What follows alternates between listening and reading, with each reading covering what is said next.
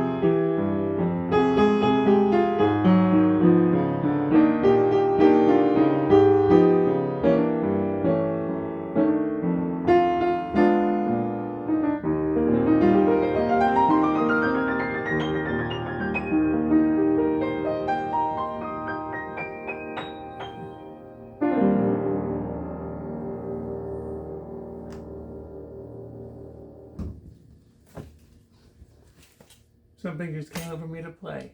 I had no idea what.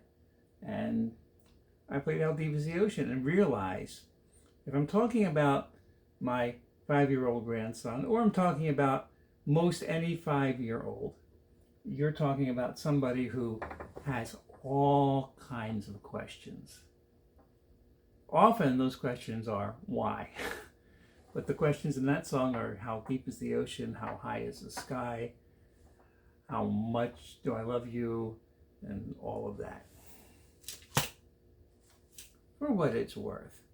So we are talking, Nevin and I, about his upcoming practice. And I don't live particularly close, so I'm not there as often as I would like to be. And it was just Nevin and I at the time. And so I initiated a little conversation about what it would be like to be on a team. Because Nevin really hasn't had an experience like that. And Nevin is actually starting kindergarten this week, I think, or next week. And that's all happening at once. And, you know, Nevin likes to play games and Nevin likes to win. So do a lot of boys, right? And it's difficult for Nevin not to win. And I felt it was a good idea to introduce the concept of the larger unit. So what is it like to be on a team? And it's like finding your place in the team and having a role so that when you do your role, the team can function and the team can do well. And you want to do a good job, but the objective is for the team to do well, and everything that you're doing is for the team. Now, this is funny. This makes me now, why does this make me think of Boy Scouts?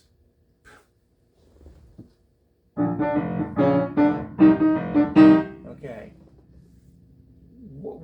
What college theme song is that? Notre Dame, is it? My Boy Scout troop theme song. Wow, I haven't thought about this in, how old am I? Going on 50 years. Do I remember the words of this? We are the Scouts of 185, the scouting troop that's really alive. We will always strive to win, but if we lose, we'll show a big grin. We'll never waver, we'll never fall. 185 will win overall. That's why we will always shout, I'm happy to be a scout. Who wrote that? Not me. No. I was in the Boy Scouts until I was 13. That's another story, which I'll find a way to make relevant to this at some point. And so it was interesting for Nevin to hear, and Nevin listens to me, you know, or at least pays attention, and shows that he, it's not right away, eventually thinks about, you know, what I say. I'm sure he does with other adults as well. And so I knew he was taking it in. So I said, okay, Nevin, I'm going to show you an example from my world. And I looked up a video. This video happened to be one that you can find on YouTube, posted recently on my Joe Holt's Notes 2022 YouTube channel of the Blossom Theory Project. Sharon Sable, I put her name on it, not mine. They Say It's Spring. And it was a concert. The first, no, not the first full rhythm section show we did with the Blossom Theory, the second, but this one post-recording, and we had two musicians who hadn't done the show with us before, Tom Baldwin on bass and Steve Abshire on guitar.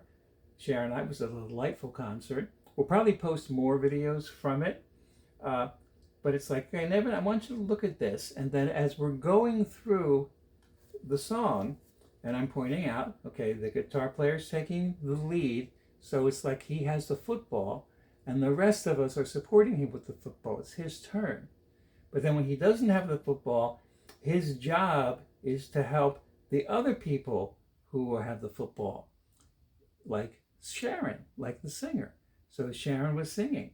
And if Sharon's singing, it's everybody else's job to support Sharon as much as they can and not to draw attention to themselves, because the band is a team, right?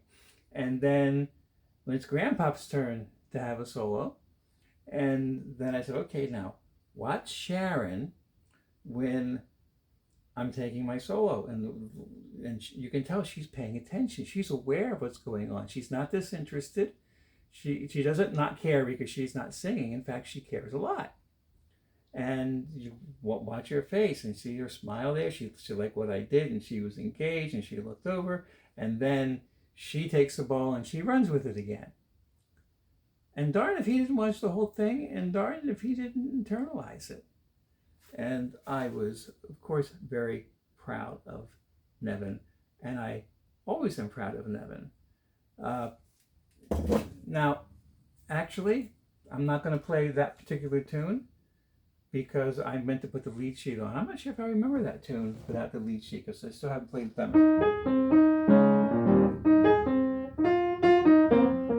Now, you typically don't play the melody. So let me play another tune that we've done with the Blossom Project. Let me see.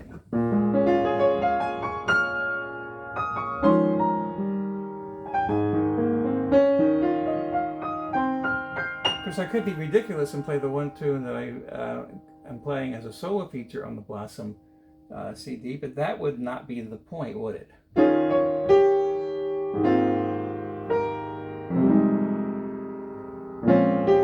And it's funny, Sharon and I just ordered the songs in the CD. I'm trying to think about which ones I'm comfortable with. Oh, I always come back to this one.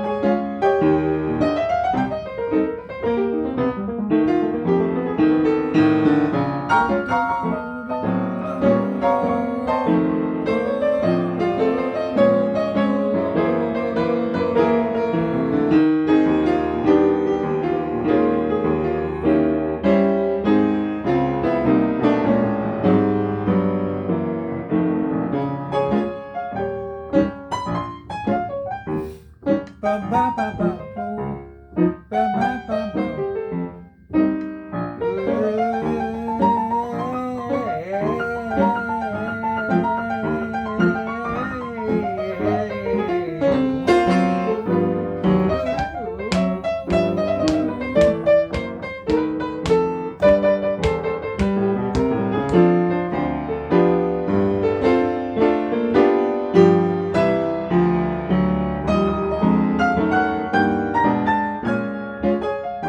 Whoa.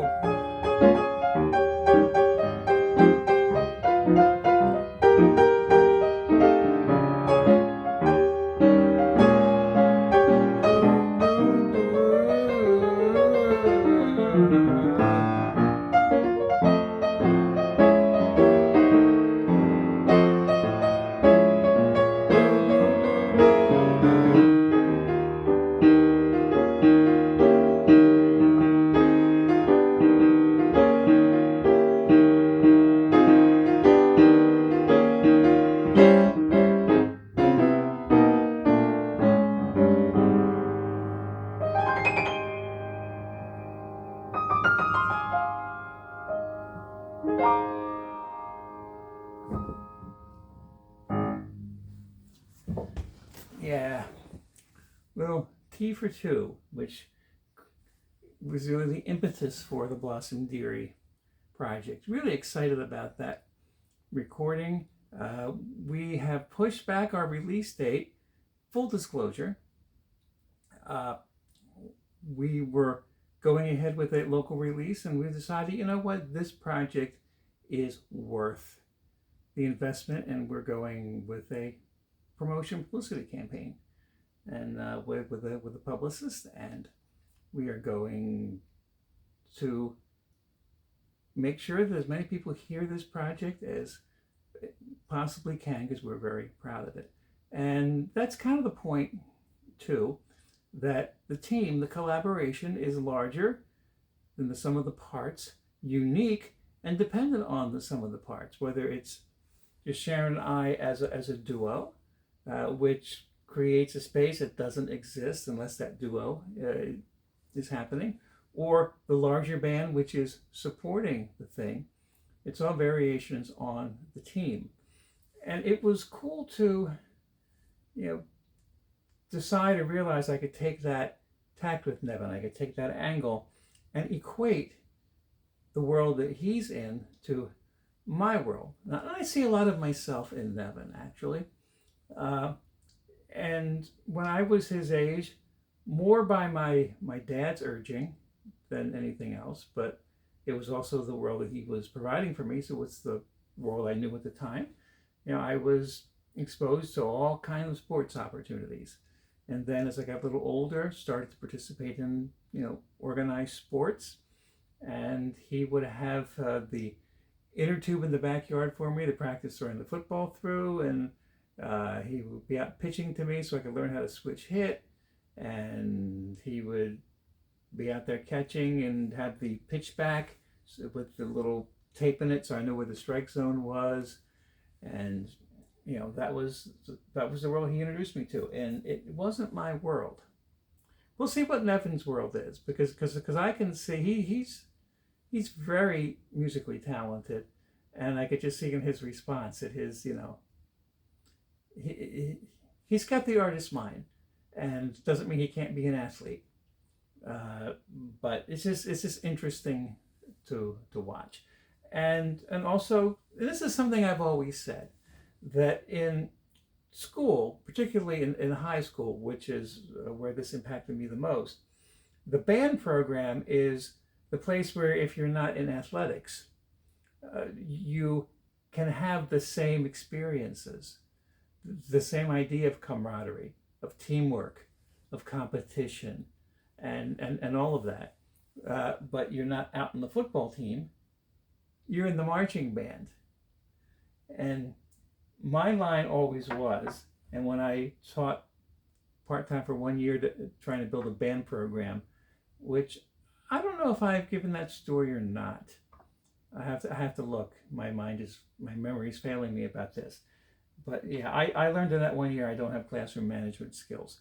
But and trying to build a band program in a small private school, there wasn't a football team, but there were other sports teams. And I had to make the point, you can't, the conceptual point, you can't play on the football team and in the marching band at the same time. Well, why can't we do both? Well, because they're on top of each other, for starters. And Nevin's dad, my son, actually took a crack at both football and marching band, not at the same time, and he landed in marching band. We'll see what happens to Nevin when he was in high school. So the idea of being on a team, no matter what that reference is, and learning how to do that is really important, which takes my memory to college. Now, I talk about marching band, and you may have heard me say, and I'm not shy about saying it, marching band was never my favorite thing. It was an imposition, actually, that, at least in high school, if you wanted to participate in other things in the band program, you had to be in the marching band. So trumpet was my double. And when I was in college, I started out, when you're a piano major, you choose if you want to be in the instrumental track or the vocal track. I started in the instrumental track. I moved later to the vocal track. But in the instrumental track, you had to be in the band, the college community band / marching band, I think. Well, for whatever reason, I was in the marching band. Speaking of marching band theme songs, and I was not planning on singing my Boy Scout fight song, but that came to mind. One fun discovery when Joe Mederi and I, if we were in college at the same, he was a year ahead of me, but we wound up in the marching band at the same time, and somehow we were sitting together, even though he played clarinet and I played trumpet. And then we had another friend, Harry, that we met in college, and he played tuba. And our fight song was to the tune of On Wisconsin.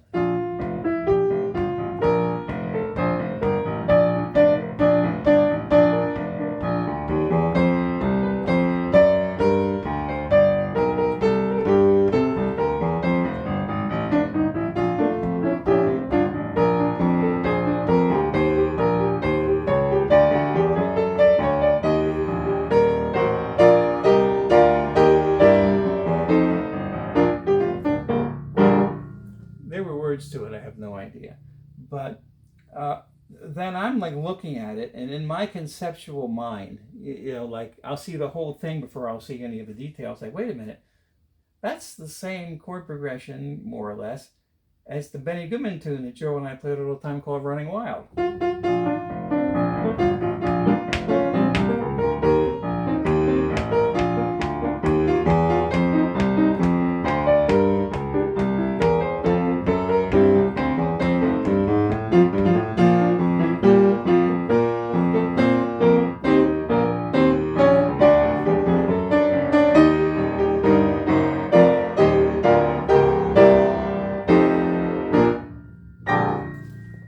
For what it's worth. So we were, I don't think, planning to be mischievous. We were just enjoying ourselves in the band room in the middle of marching band practice, jamming on Running Wild, I think, while the rest of the band was playing on Wisconsin. And I think our band director was the tuba instructor, which was Harry's teacher, which may be how we got away with doing that. I'm not sure. That was a long time ago. So the skill, the mindset, the temperament of being a team player does not come naturally to everyone. And in all honesty, did not come naturally to me. And I could cite lots of reasons for that. I didn't have brothers and sisters growing up to share things with. I played a solo instrument coming up. I played piano. I never played in a group. And I've told you before that, my freshman year in high school, when I had to play trumpet in the concert band, And I realized that it wasn't just about what my conception of the music was, or my conception of the time was, or what I felt, because my teacher never had me play with the metronome, played duets with me, but he, it wasn't that particular skill set of properly interacting with other musicians was not taught to me. And I learned so much my freshman year of high school, just surviving in a band situation where I had to match what I was thinking or what I wanted the music to be to what everybody else was doing, which you could say has to do with properly interpreting what's on the page, but also has to do with just being aware that the music is connecting to what's around us. And it's not just about what's in our heads. So that was all eye-opening for me. And that was the beginning of a long process for me to start to see what music making was about. And it took me the better part of my life to really it's taken me all my life up till now to get to where I am, which has been a steady progression of from it's all about me to knowing and not always achieving, but knowing that it isn't about me at all. And it's really only effective in the best way it can be when that's the case. When I am completely detached from the ego, from the motive, from the desired outcome, from all of that. And I guess you call that maturity. And when you're 62 years old and you're looking at your 5-year-old grandson and you've had, the opportunity to grow up and become somewhat mature and learn patience and things like that, then of course you want to take the 5-year-old and just shake them and say, you will learn maturity right now. No, that's not right. But you have the opportunity to just plant little seeds, which is what I did. And I know he heard me, and it was cool. I don't remember. I'm sure those seeds are planted with me. I don't have a lot of distinct memories about when I was young. I remember some events. I remember the Kennedy assassination when I was 3 years old, and that surprises me. I remember anyway, what does that have to do with this? The point is that it was a long road for me to see music as more than what I was doing for me. And I could tell you lots of stories. The one I tell often that you've heard me tell is when I was actually in my probably early 30s and I was working down Atlantic City in the showboat and learned, I won't retell the story, but basically came to really understand in a profound way that I wasn't there to make myself happy or to please myself. I was there for the opportunity to do that for other people. And it's not that I didn't understand that before. It was a growing thing up to that point. But I think maybe at that point I was ready to really be hit over the head with it. And that really shaped my path going forward. But go back to high school. So Joe Paul and I, Paul Mederi, form our little trio, playing Benny Goodman trio music from the 30s in the 70s in high school. And that's where Running Wild came from. But also those wonderful old tunes like, Moonglow and Memories of You and...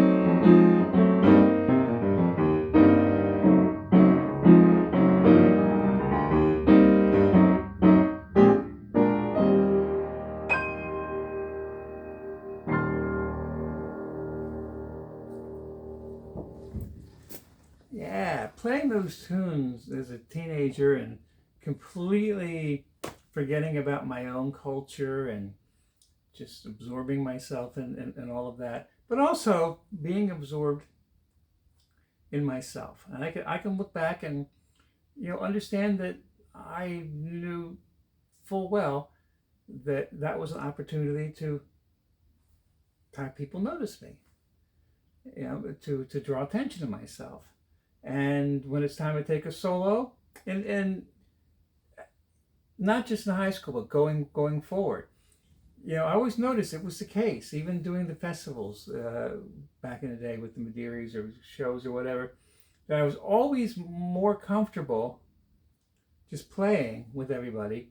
And it was time for this piano solo, then it's like, oh, this is the really important part. I better get on it. And of course, then I'm, concerned about it, and then I'm falling all over myself. And it's like, why can't I be as, comfortable as when I'm playing otherwise? Because the really important thing is when I'm taking a solo, isn't it? Actually, no. and that was my problem, But it was a real problem when I was in high school. And you may have heard me say this, the first time we had a bass player come over to Joe Madeira's house, and we're still teenagers, 15, 16, whatever we were.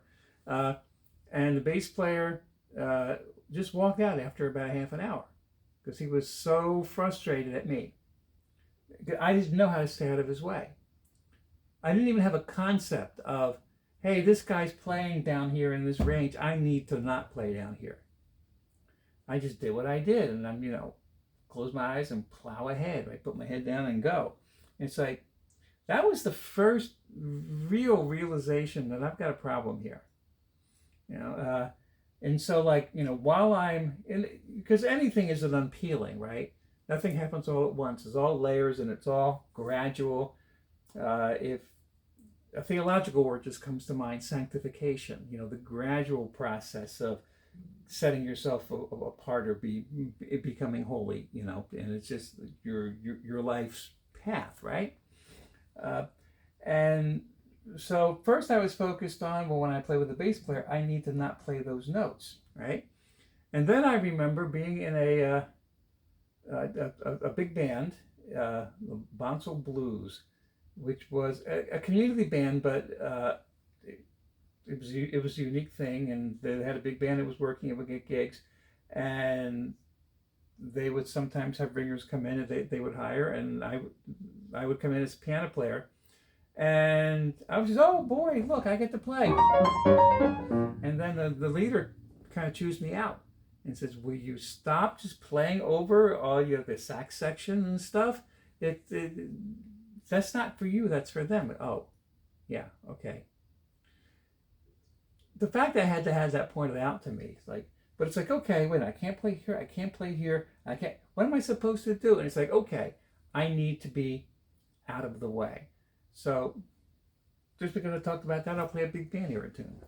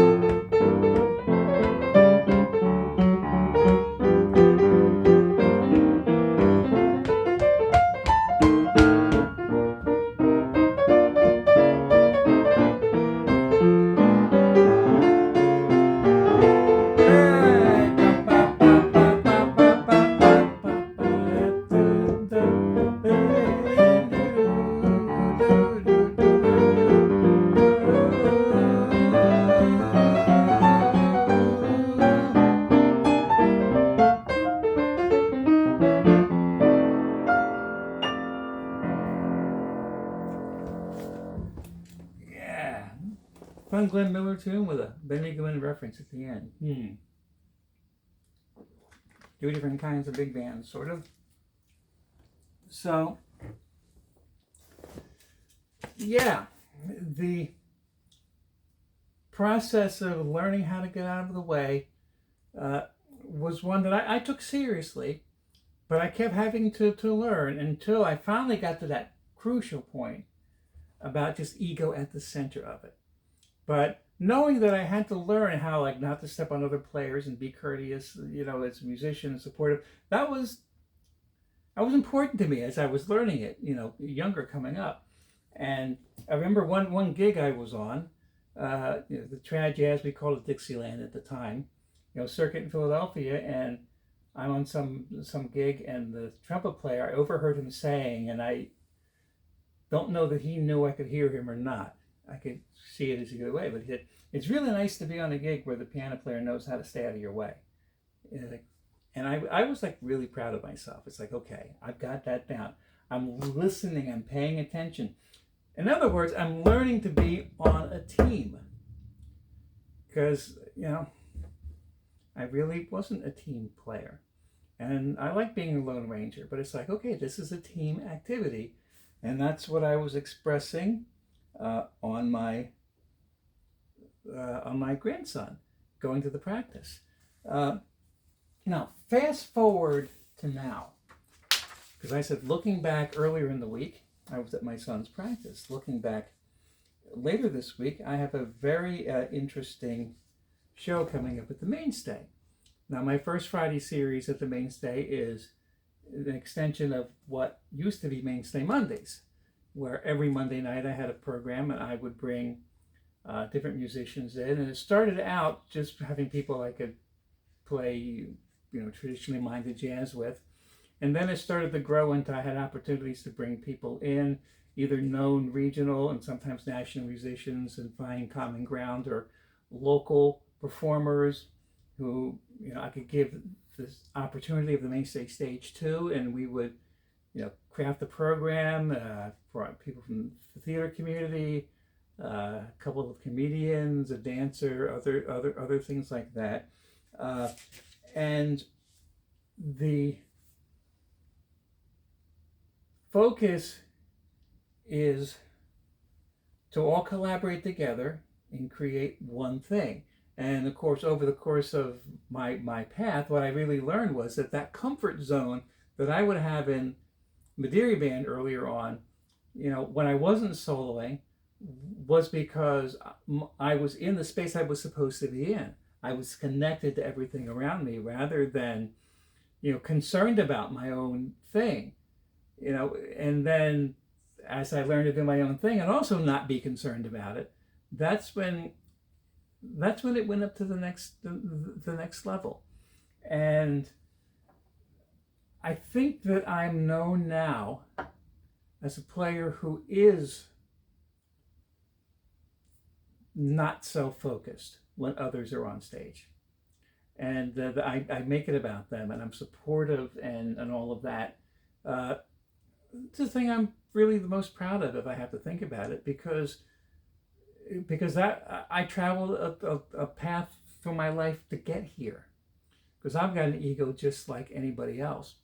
If you look at the testimonials page of my website, and things I put there from other musicians or from fans, if they're posted or spoken in a public forum, I'll use it, and if it's like a private correspondence, I'll ask. But one local performer, Philip Dutton, and this one means a lot. He says, "There is no more selfless, generous, or fearless musician than Joe Holt." Like, what? And having that reputation in different ways is more meaningful than if I had a reputation. And I'm thinking of one particular well-known pianist that I won't name. Because, I'm not a monster player, but I hope I'm a sensitive, supportive, connected player who can reach here, from here to there. And that's who I am. And I've just learned to be myself and not somebody I'm not. So now, with the new mainstay director who cut back the programming significantly, it was his vision that the mainstay would do fewer shows, far fewer. So now I get to do one a month rather than one a week, which is actually what my goal was anyway. So it's perfect. And now that he's learning and seeing some of my shows, he's kind of knows how to talk more about them, because as I've said before, if you've watched previous videos in this series, the mainstay series that I have is unique. It's not a template. It's just based around what giving me the opportunity to do what I can with other musicians and create new spaces and new things and things that didn't exist before. So the email blast that was sent this week, I'm going to read. And I kind of don't like doing this, but I'm not unwilling to do it, because those of you who aren't on the mainstay email list aren't going to ever read this. So I'm going to read it to you, and in the context of like how I've taken my life to get here, this is like, yeah, live who you are, live in the moment, bloom where you're planted, and let things happen organically. So anyway, so if you're watching this on Wednesday night, 2 nights from now, we're going to have a very unique show at the mainstay, where we're paying tribute to a musician who I didn't know. He's not from this particular area, from about an hour and a half north of here. Very loved folk/rock, semi/soul singer-songwriter named Billy Penn Berger. And he passed away 4 years ago, maybe, suddenly, and left a big void in the music and arts community up there. And I know a lot of people who are connected with that, including my friend Steve Prentice, who moved down here from there. My piano tuner, keeps my piano in shape. And he was part of Billy's band, as was Nick Bucci, who we invited to do this show. And we are going to pay tribute to the music of Billy Berger, even though a lot of people where I live don't know Billy Berger. Some people will come down from north of here, but we're also going to connect with people here and have this band, this combination of musicians that did not exist before. 2 members of Billy's band, two vocalists who knew Billy, and I'm bringing in Ray Anthony on drums, who doesn't know any of them, or he might casually know one of the musicians but didn't know Billy Berger, and I certainly didn't. But this is something Steve is passionate about. It's like, okay, here are the ingredients. Here's like the love. Here's the heart. Here's the soul of a wonderful show that could be put together. And that's how my brain works. Now, in this one, Steve was all in, because he and the musicians were really enthused to have this opportunity. But it's like, okay, what is this now? The director's saying to me, huh? Like, how do we promote this? Nobody's heard of Billy Berger here. What are you doing, Joe? But then, he's known me enough to sort of understand how it works. And I wouldn't do it. And I've said this before about my mainstay series. I wouldn't do it if I didn't know what foundation it was being built on, even if I didn't know the outcome, even if I didn't know many of Billy's songs at the time. And I'm learning them now because I have to play them in 2 nights, right? So let me read you what he wrote in the email blast. Those of you who have attended any of Joel Holt's monthly First Friday shows have probably attended most, if not all of them, this season. There's more to it than just an unflinching appreciation of his playing talent, either as a soloist or an accompanist. It's more along the lines of how amazing the gamut of his guest list is in styles, genres, and instrumentation, and he's right at home with all of them.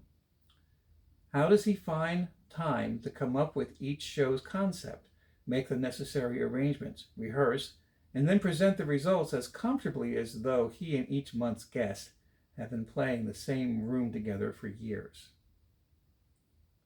Then he goes on to describe particularly this show. But answer his question, how does he find the time? Well, one, that's why I can't pull off weekly shows anymore. I wanted my life back. But also because, especially now going forward, a lot of shows don't require that or don't have to. It's only when I impose it on myself, a big sort of learning curve, like this show, where I do have to learn a bunch of stuff. But a lot of times, you bring musicians together, even if they don't know each other, have never met, and you have sort of a common ground you can meet on. You can just go, and that's what this is about. And you bring musicians who can hang with you and you can hold hands with on stage, right? But you also have the element of me just being ridiculous, and it's not just me. It's band leaders, a lot of band leaders. Band leaders often make a lot less money than people who, I'm talking about like the more local musicians, people who are committed to what they're doing. They have their vision and they're going to sacrifice for their vision, and they're going to wind up spending more money on this, or they're going to wind up spending all kind of time working an arrangement, and they're going to be proud of their thing. It's a commitment. And when Mainstay Monday was first offered to me in 2016, the phrase labor of love was used. And of course, this whole music thing is a labor of love. And Matt goes on, where'd it go? Okay, I forget what I did with the second page already. But anyway, Matt goes on, and the last thing that he writes after his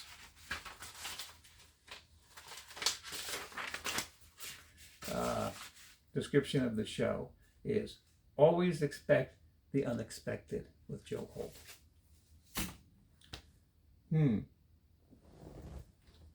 Given that I surprise myself all the time with what comes out of me when I play, maybe he's correct. And I don't have anything planned to play, and I almost played.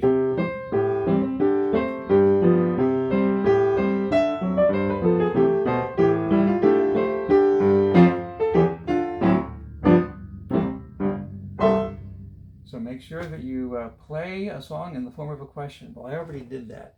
How deep is the ocean? How high is the sky? So we can only be ourselves, right? And to learn to be the best version of ourselves, get out of our own way, be not so focused, connect with others, submit to the larger structure, be humble, make a contribution. Yeah. And still be yourself.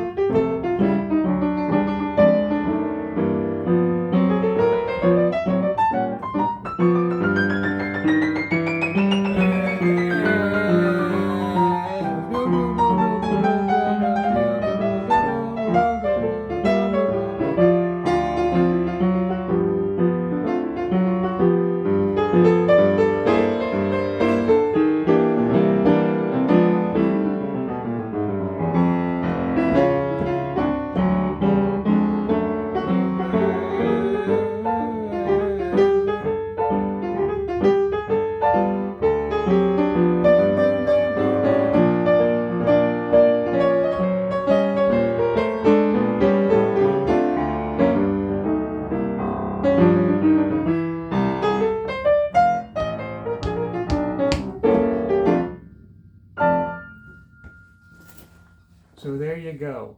Yay, team. And I'm really looking forward to being part of the team that is assembled for Friday night's Mainstay show. And if you're watching this on the archive or you're just not around this area, that show should be archived on the Mainstay Live Streams YouTube channel.